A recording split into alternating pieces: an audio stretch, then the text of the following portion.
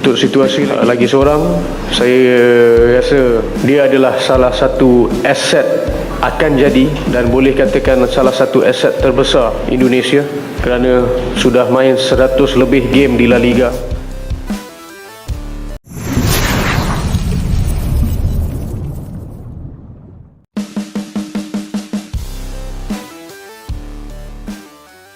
Naturalisasi Indonesia bikin geger Asia Tenggara. Malaysia tersorot, publik bandingkan kualitas pemain fenomena baru di Asia Tenggara.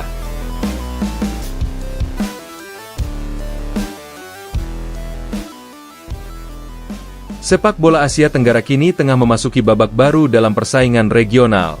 Jika dulu rivalitas Indonesia dan Malaysia hanya panas di lapangan, kini persaingan itu merambah ke ranah kebijakan dan strategi tim nasional, khususnya dalam program naturalisasi pemain asing. Keberhasilan Indonesia mendatangkan pemain-pemain keturunan Eropa berkelas tinggi telah mencuri perhatian publik Asia. Bahkan, media dan pengamat di kawasan menilai langkah Indonesia ini sebagai loncatan besar menuju sepak bola modern. Sementara beberapa negara tetangga, termasuk Malaysia, masih mencari arah yang tepat.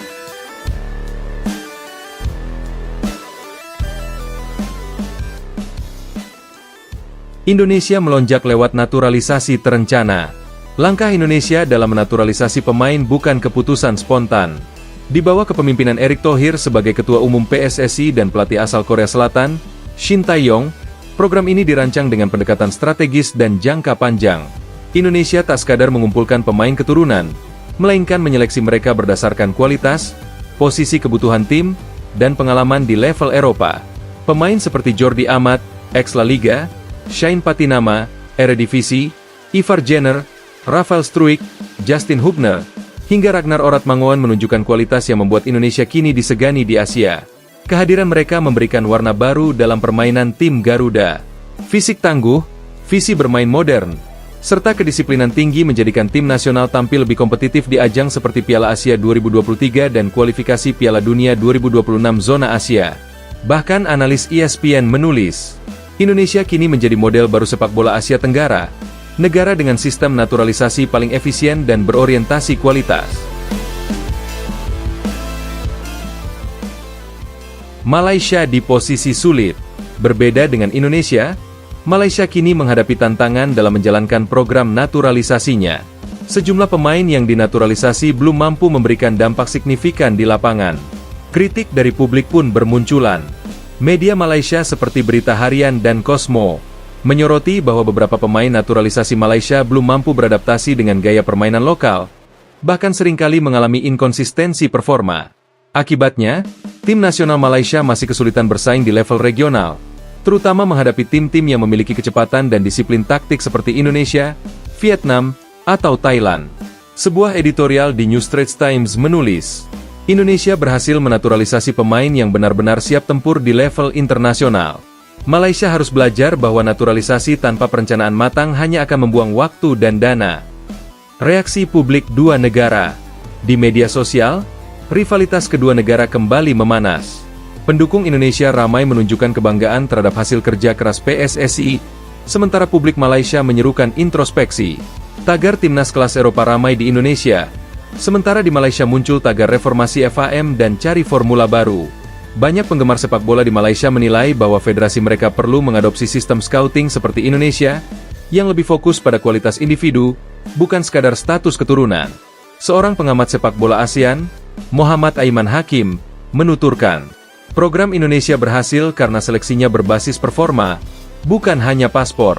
Mereka menilai dari aspek profesional, etika, dan komitmen jangka panjang. Malaysia masih harus mengejar di situ. Efek dominonya terasa di lapangan. Perbedaan hasil naturalisasi terlihat jelas dalam performa kedua tim nasional. Indonesia kini mulai menembus level persaingan Asia, sementara Malaysia masih kesulitan mempertahankan konsistensi di turnamen regional. Dalam beberapa pertandingan terakhir, Indonesia tampil solid menghadapi tim kuat seperti Jepang, Arab Saudi, dan Uzbekistan.